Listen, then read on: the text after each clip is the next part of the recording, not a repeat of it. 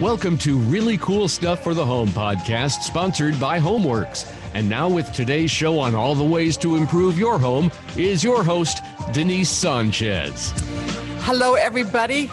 This is Denise Sanchez from HomeWerks, Really Cool Stuff for the Home, where we'd love to bring you products so that we can make your homework better for you. And we've been talking with Jeff Polucci, the National Sales Manager from Miele, for about the last 3 or 4 weekly podcasts. And he has said that he's going to come back and he's going to talk to us again. And he wants to talk about wine refrigeration, because here's what happened last week. We were talking about the refrigeration. There was so much to talk about.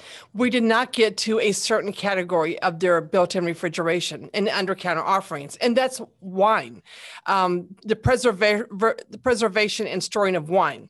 So we're going to talk about that today. But before we do, Jeff, you have a new screen behind you, and I love it. What's up with that? Where did that come from? Or are you there? Yeah, I'm actually standing in the middle of the road. No, it's a picture that I took last weekend when I'm not working. I cycle. I'm a cyclist, and so I was riding this route. This is in Tucson, Arizona, and this was it was so beautiful that I had to take the shot. It is beautiful. The look in front of me and behind me is exactly the same. It was a 62-mile ride. It was just awesome. Wow, I'm impressed. I had no idea that you did things like that. I thought I knew everything about you. Okay. So we were talking last week about the offerings of the refrigeration products that Miele did. They're amazing. They're the only ones in the market that have that self-cleaning condenser that is in pure genius. You know, it extends the life of the refrigeration, also the energy efficiency of it. Plus, we don't have to get back there and vacuum it. That's pretty cool. Yep. But there's also the category of wine refrigeration. And I think Miele has something to offer, which is just phenomenal when it comes to wine. And I'd love for you to expand on the sommelier kits. I did say that right? Sommelier? Sommelier, yes, sommelier. So, and then you really have to appreciate wine and understand the preservation of wine and what it takes. So, Jeff, I wanted you to talk about that. What are the things that we're trying to do with the Miele Wine Refrigeration, or any company, to try to protect wine? What are those features? Well, you know, it's interesting. Well, let's break this into 2 discussions, because there's the storage and preservation of wine, and then there is the process of tempering wine. Now, tempering wine is when you're getting the wine ready to drink. Let's discuss that separately. The first thing you want to do is preserve the wine. And I'm sure you've seen what they call subterranean wine vaults, which is where you have the wine room is below ground, right? So it's always below ground. Valley? Yep. And the reason that they do that is because, number one, it tends to maintain a very steady temperature, a very steady humidity, and it tends to limit vibration from any source, either walking, driving by, sound, TV, stereos, things like that. Because one of the worst things you can do to wine is to let the bottles experience even minute vibration during storage, because any type of sound vibration or tactile vibration can prematurely age the wine. And all of a sudden, a sweet wine can taste like vinegar. Oh, yeah. Because it just prematurely ages. So you want to, number one, limit, if not completely eliminate, exposure to vibration. The second thing you want to do, since there are a lot of natural corks out there, you want to make sure that the humidity level is not only properly concentrated, but it's not so high that it grows mold, but not so low that it allows the cork to dry out and it loses its seal. And the last thing you want to do is protect it from any type of ultraviolet or infrared light, because, as a matter of fact, that's why a lot of wine bottles are dark. It's to help prevent exposure of the wine to even light in the grocery store. So, that's interesting. So you want to protect it from light as well. If you can store it at the right temperature, the right humidity, minimize or eliminate vibration, and reduce or eliminate the exposure to infrared or ultraviolet light, your wine will last essentially forever. So, and then when we're talking about tempering wine, let's talk about that separately. Okay, so tempering it is getting it ready to drink. I know that may sound a little bit weird you know, people are out there probably thinking, well, you just pop the cork and pour it in the glass. No. But believe it or not, drinking wine. Okay, I'm really going to get into it. Drinking wine at the That's wrong what I want. I want you to get into it. Okay, drinking wine at the wrong temperature, and believe it or not, in the wrong glass. Oh, yes. Actually changes the taste of the wine. For example, you know, reds are generally consumed at around 60 to 64 degrees, because that's the temperature at which the grapes bouquet properly, and you could actually taste the wine the way it's supposed to be tasted. There are some crazy radicals out there right now online that are touting drinking red wines at 57 degrees. They are radicals, absolutely radical. I mean, they should be in prison somewhere. You should never drink wine at 57. And then there are the white varieties of grape where you're really going to drink those in the mid 40s. I mean, low to mid 40s. Sometimes you get up into 46, 47, but really 43 to 46 is where you're going to drink those. And that's actually where they taste good. Like if you drank a white wine at 63 degrees, it would taste sour. And if you drank a red wine at 42, it would taste like just cold water with a slight aftertaste. So there are temperatures that you want to get the wine and the bottle and the decanter and the glass to all the same temperature where that grape bouquets properly, and it literally changes the taste of the wine. It's an astonishing thing, but it really does. You know, I sell Riedel stemware. Oh, yeah. And that's a very, very good stemware. And they also, it's made in Germany, and they also make a type of wine glass for every type of wine you can imagine. Wines I never even heard of. And it makes a difference. So I sell them. So my guys, you know, they would sell maybe the red wine, the typical white wine. They would never go in more than that. And so we had a wine tasting to show them how it made such a difference. It does. So we took some wine and we put it in like a regular everyday stemware, right? And then we put it in a red plastic cup. Talk about awful. And then we put it in an appropriate stemware, you know, for that type of wine. And even my guys who were not really wine drinkers, they were beer drinkers or, you know, whiskey, whatever, they noticed a huge difference. It does make a difference. And the temperature, along with the correct stemware, the correct, you know, vessel, it does make a difference. Also, you know, aeration, like you were saying, you should open your red wines about an hour before you're going to drink them, right? So that it gets the proper aeration. Yeah, you want the wine to warm up to the right temperature, and you want the wine to breathe. You know, and the glass, you know, a lot of the things with red wine, you want, when it comes to red wine, you actually want your nose to be in the glass, right? But with white wine, you don't. So there's the shape of the glass, the shape of the rim actually determines how you taste it, smell it, and where the wine hits your tongue. And it changes everything. And if you can get all of that lined up, the bottle, the wine, the decanter, the aeration, and the glass, all aligned for that wine, it is like two completely different wines being tasted. It's just awesome if you do it correctly. And that's exactly how we designed the sommelier set in our wine storage unit. Oh, yes. To align all of those stars. Talk about that, because that is with their sommelier kit, you can buy their regular wine grottos, either the full size or the under counter grottos. But on some of the models, they actually have a sommelier kit. Expand on that, what it is. Well, first of all, just to make sure that everybody understands, a sommelier, if you ever go to a really nice restaurant, the sommelier is the wine advisor, the wine expert. And, you know, some people kind of think that is, you know, below, say, a server. It's actually above a server. And oh, absolutely, because they have to know, to get that rating. It's very difficult. They have to know every wine and what it goes with on the menu. So that the amount of knowledge that they have to walk around with is astonishing. But when they go around to a table and they advise pairings, right? So if you're having the salmon, right? If you're having the prime rib, if you're having the filet, they will advise wines that will complement that particular food. And they're very accurate, because if you I know. Okay, really want to get into it. If you have the wrong wine with the wrong food, it actually tastes bad. Mm-hmm. So when you get into a wine storage unit, the sommelier is not a human; it is an apparatus, and the apparatus is this central part that gives separate access to a corked bottle, a decanter sitting on thick felt so it's not scratched. Mm-hmm. It is also an apparatus that allows the wine glass to be put upside down, hanging from its stem on felt.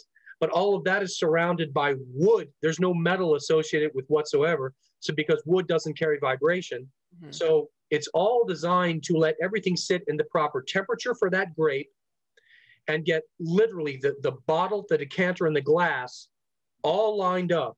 And when you pour that wine and taste it, it makes the wine taste like it's supposed to, and it maximizes the enjoyment and experience of that wine. Yeah, because now with, especially with us staying in more, we're enjoying the finer things, at home more, like our wine tastings. It's nice having that sommelier kit because now you've got not only a better experience, the ambiance, because that's one thing about wine. I love the ambiance aspects of it. The shape of the wine glasses, don't put it in a paper cup or plastic cup. I'm not a fan of the twist off. I want to see a cork, I like all that ambiance, and that sommelier does a really, really neat job. And now if you are into wine tastings, like so many of us are, you're seeing that becoming more and more popular. Oh yeah. How nice to have that, because it's really visual, very, very beautiful. It is. As a matter of fact, I'm glad you said that, because you'll never find a wine storage unit without a glass door. Right. Because one of the most attractive things about a wine storage unit is seeing the bottles. Exactly. So, for example, having the ability to change the lighting inside the unit. So, when you're looking through your kitchen, you see your bottles beautifully illuminated inside the unit is very nice as well. So, you're right. That ambiance, that total experience of taking the cork out of the bottle, just hearing that pop. Yes. And the cork, the whole thing is an experience. So the sommelier set really does maximize the total experience. And, it doesn't even have to be an expensive bottle of wine. It could be a $15 to $20 bottle of wine, and yet you're still maximizing that experience. It does make a difference. Especially if you have everything going with it. Like you said, the right decanter, the right stemware, the right temperature, you're going to enhance that experience. That's for sure. And some of the other neat features that I love about Miele's wine grottos. Okay, this is pretty big. So you know how you always have the slats and you put your wine bottles in there, right? Well, this happens to me all the time. It's either too small to hold or it's too big. Yep. So with theirs, you're able to take the slats out and adjust them. Can you talk about how they do that? Because that is really neat. Yeah, as a matter of fact, that kind of goes hand in hand with every single shelf is made of solid beechwood. Mm-hmm. So even the frame is made of beechwood. This prevents vibration from hitting the wine bottle, right? Mm-hmm. So the individual ribs are actually removable and replaceable. The notches between them are less than a quarter inch. So you can adjust those ribs to be farther apart or closer together. You can even angle them whatever way you want, so that a bottle, say it's a Magnum or a Bordeaux bottle, or even a smaller, sample of wine. Mm-hmm, right. You can have every shelf hold an entire array of bottle sizes, because you can allow bigger bottles to sit lower in the shelf by simply moving the slats farther apart, or put them closer together so that tiny bottle will lay on there as well. I mean, what it really does is it opens up the wine storage unit for any variety of bottle in pretty much any position you want. It's really unique. It is. And then another neat thing I like is that, you'll move your bottles around from time to time, maybe even when you're just serving. Maybe you want to hide the ones that you don't want your friends to drink, but you want to kind of put on display the ones that you want to drink. They have this magnetic chalkboard that's the width of the shelf that you can Yes. pop off, and you can write on chalk with it, and then you can erase it later on. So you could say on one shelf, "This is mine, don't touch," or or maybe gift bottles, or just the type of wine. I think that is very, very clever. Yeah, it even comes with a chalk pencil. The whole idea, believe it or not, even though I think I kind of like your approach better, but the original design intent was to minimize the need to open up the door and pull out every shelf looking for your wine, because what you're doing is you are unnecessarily moving the wine, and you don't want to move the wine. So you can just write, here's my Merlot that I'm looking for. You just write it on the shelf. You look through the glass door. Oh, there it is. Open up the door, pull one shelf, one wine, put it back, and you're good. So it minimizes movement. And then we have several offerings. So what I love is that you have a 24-inch wide by 84-inch tall built-in piece. Mm-hmm. You can do a wood frame around it on glass, or you can do the stainless steel. You also can put two of them together to have like a French door. It looks like one unit. Mm-hmm. So that's kind of cool. So then they have another one that's the 84 by 24 that does not come with the sommelier kit. Yeah. So if you just don't think that's, your cup of tea, or you never would use that, then you would have the one without it. But then they have another couple of offerings where they're under counter. Yep. So they have a dual zone, and then they have a single zone with the sommelier kit. Can you talk about those offerings? Yeah, as a matter of fact, the zones themselves, the 84-inch units have 3 zones. Mm-hmm. The under counter units have either 1 or 2 zones. And if you get the 2 zone, you can get a sommelier kit. Mm-hmm. So one zone. Even in one zone, you can get an under counter 1 zone with a sommelier, mm-hmm. and then put bottles underneath it if you want to. But mm-hmm. the whole idea is that the zones are there for you to, for lack of a better word, dial in that zone for whatever you want to do. For example, if you had one of the 3 zone full heights, a lot of times what people do is they'll use the bottom zone because it's got an extra row in the bottom zone. They'll use the bottom zone for storage of everything. So they'll have their whites, they'll have their reds, they'll have their pinks, they'll have their champagnes. Everything is stored in one temperature. And that's actually accurate, because in a wine storage vault, everything is stored at one temperature. Okay. Right.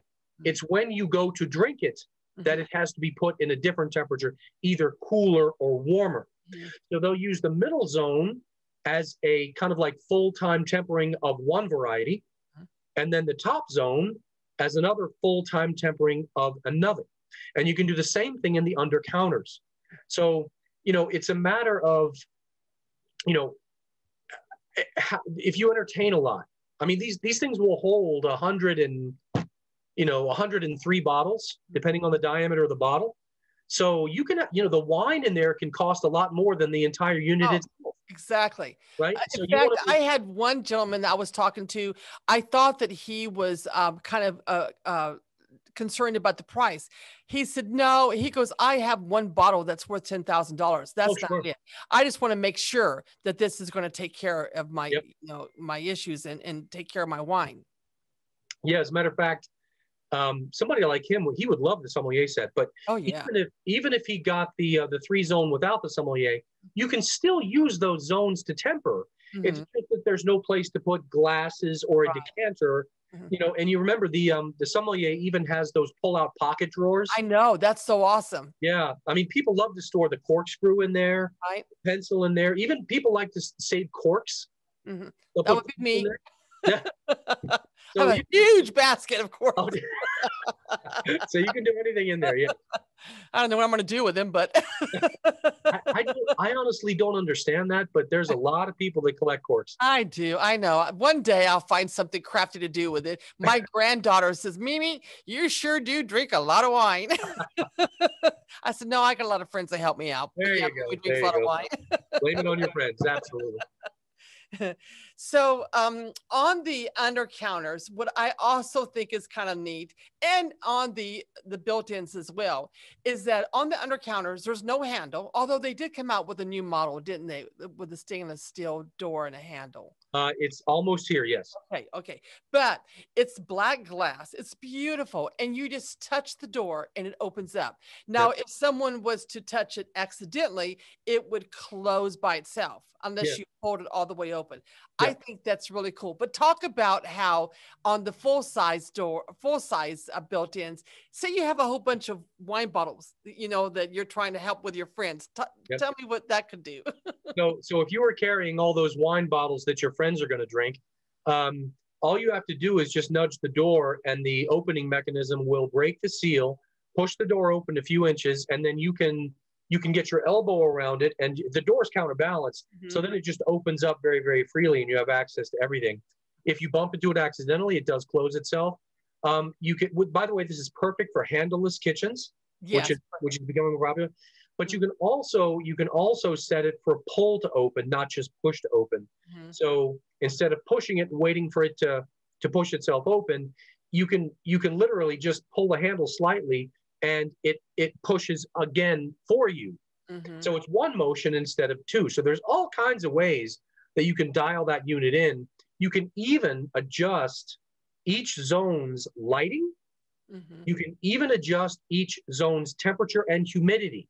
So, with the new electronics, you can adjust all of those things and just dial it into exactly what you want it to do. And since you don't ever have to vacuum the condenser coils, you don't have to worry about it failing and you losing $20,000 worth of wine. Exactly. And that could happen very easily, Absolutely. And also too, what's the deal with the Wi-Fi? Don't they have a Wi-Fi mechanism that will, you can set up to your alarm system? Yep, absolutely. So with the wine system, you can actually download the app on your phone or your tablet or whatever, and you can set up the system to alarm you if something goes wrong, if one of the zones warms up. You can actually tell a zone, okay, I know you're in storage mode now. Now I want you to temper, right? And I want you to temper red, or I want you to be at 62 instead of 53 because those 5 bottles in there, I'm going to be drinking them this evening. So let's go ahead and get you tempering at the right temperature. I mean, it's essentially being at the unit without being at the unit. Right. And I can see someone that travels a lot. That would be really important if they have their, wine, being protected, and they would want to know, like maybe the electricity went off, there was some kind of an emergency, a hurricane or whatever. So you'd have your next door neighbor be able to go in and get all the wine so they can drink it before it goes bad. all $20,000 worth of wine. Oh my gosh, I can see that. I wouldn't be that neighbor. Now, you're such a giver. You're such a giver. That's amazing. Okay, seriously. Okay, so now there is a new model that you all debuted at the Kitchen and Bath Show in Las Vegas last year. And that model is like the 84-inch tall built-in, but it's 2 zones and it's a little bit shorter. And it is a fabulous price point. Can you talk about that one? Yeah, it's actually less than half of the price point of our normal ones. It is a 2-zone, not a 3-zone, but it actually shares the exact same cooling system. So it shares the DynaCool system with our Master Cool. The one you're talking about is in the Perfect Cool division. And it manages humidity the same way. It's controllable in the same way. It has a sommelier set as well. The sommelier set in that system it doesn't move. It comes out in 1 piece instead of 3. Oh, I didn't realize that. Yeah, it comes out in 1 piece instead of 3, but it's essentially the same thing. It just doesn't have 3 zones, but it is it's a great way to get that type of performance for a significantly less price. Oh my gosh. Part of the reason for that is because the cooling system is located more on the back than the bottom. So the condenser coils are on the back, not the bottom. So it just needs a little bit more air ventilation in the back, but that's why it's freestanding. You can build it in. I didn't realize it was freestanding. It even has wood shelves. It's freestanding as well. I had no idea. Yeah. Oh my goodness. Okay, that's a whole new thing for me. Okay. Yeah. So, and it also isn't a push to open, correct? It does not, no. Okay. But it is a very attractive price point. Oh, it's fantastic, yeah. Yes. And I think it's right about 69 inches tall, right? 69 inches tall. I believe that is 69 3/4, yes. So that is pretty neat. And you're always coming out with something more and more and more. And Oh, yeah. are there any secrets to be had for this year's Kitchen and Bath show that you're going to be debuting that you want to let my audience know? Well, Nope. KBIS is next week. Yes. So, it's just, I can't Come say. on. I can't say. All I can say is you should come to the Miele booth. It'll be worth your time. Okay. Every year it's always been something amazing that Miele has debuted. Really has been. So I'll be there. I'll be there all week. I promise. You'll be worth your time. So what else can we tell our listening audience that I have missed out on the wine grottos that would be honestly, Denise, I think the biggest thing people miss with wine is that, I mean, I think more and more people are learning to enjoy wine, not just enjoy wine, but enjoy it correctly. Mm-hmm. You know that wine tasting that you held? Right. Mm-hmm. You remember the expression on people's faces when they actually tasted the wine correctly? Mm-hmm. Mm-hmm. It was like a completely different wine. Like an epiphany, right? Yeah. Like, I mean, gosh, what was I missing? I have been to those, and I can tell you, the one that shocked me the most was brandy. Mm-hmm. A brandy tasting in the right glass at the right temperature versus not. Mm-hmm. But because so many more people are getting into not necessarily the really cachet expensive wines. Yeah, it doesn't necessary. It doesn't have to be. Just very, very good value, medium priced wines, anywhere from, say $15 to $50. Okay. Mm-hmm. Making sure that you can reliably and repeatedly and consistently temper them and serve them correctly, it increases your appreciation for the wine that you're buying, no matter what price you paid. Mm-hmm. And this is such a big deal. And so more and more people are looking at wine storage units and this concept of a sommelier in a restaurant or a sommelier in a wine storage unit, because it really does make a difference. It's not hype. It's not a gimmick. It's not a joke. It's not a game. It actually makes a wine that's good into a totally different, wow, this is unbelievable experience. I cannot impress upon this audience enough how preparing the wine properly to consume is just as important as preparing a steak properly. Mm-hmm. And I think a lot of people get intimidated because of all the wine snobs and the very expensive wines. They think, or you go into a restaurant, a nice restaurant, let's say, and then you're just intimidated about, asking questions. Okay, what's a decent wine for a decent price? I don't want to spend $200 on a bottle. How about, maybe $20 on a glass? What do you got? And just ask, because the information is there, and enjoy wine, because I have, when I was younger, I think apple wine, that kind of was, or Zinfandel wine, which I can't stand now. Right. But, I like the red wines. I mean, you start to develop a taste, your palate gets more sophisticated, let's say. Well, my palate has definitely changed. I mean, when I was younger, Boone's Farm. Zinfandels and rosés were the things that I right. Yeah, and now I can't stand it. And now they're really too sweet for me. Yeah. And so now I have definitely, my palate has refined, and I can tell you I definitely am much more into your red varieties. Me too. I won't go all the way to a Merlot. They're a little bit too dry for me, but I'll go close to it. But I got to tell you, a lot of that had to do with learning how to properly prepare the wine. Right. And of course, that involves learning how to properly store wine. Right. And what can ruin wine when you think it's sitting still. Mm-hmm. And then all of a sudden you take the bottle out and you pop the cork and it doesn't taste good. It's not that the wine is bad. It's that it changed while you were storing it because of exposure to light or vibration or anything like that. So just understanding the slightest little bit, can make all the difference in what you experience. People walk into Total Wine and freak out because they see this warehouse full of wines. They have no idea where to even begin. And that's why what you said earlier is so appropriate. Just get one of the salespeople and start asking questions. Exactly. They will make it so easy, and you'll end up with a true appreciation. And I'll tell you, there's nothing more relaxing than the right wine at the right time, consumed in the right way. It's a game changer for a bad day. Exactly. And I've had lots of those. In fact, I was having one of those when I came in here. Oh my gosh. You know, when I was riding this road last weekend, I had a glass of wine in my hand. It was great. It was just no great. Way. You're so crazy. Well, guess what? We are out of time again, Jeff. Cannot be.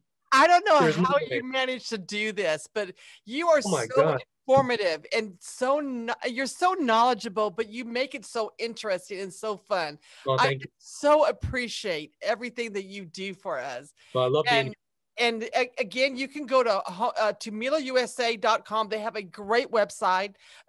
You can go on to the wines, but don't click on the individual pieces. Go to that Discover More, because it has videos and more information. You'll learn a lot. Yep. Or you can come into my store where I have all of those pieces in my store live with wine bottles that once in a while I do take out when those bad days. I'm just glad to know that I can call you if my system ever fails, because you're going to come over and help me drink all this wine. I will be glad to do that. You can count on me. That's for sure. But and as always, we bring you wonderful products like these products we're talking about today, the Miele Wine Grottos, because we're going to make your homework work better for you. Thank you very much. And Jeff, I hope to see you real soon again. And you're always so much fun. Thank you very, very much. Thank you, Denise, for having me. Bye-bye.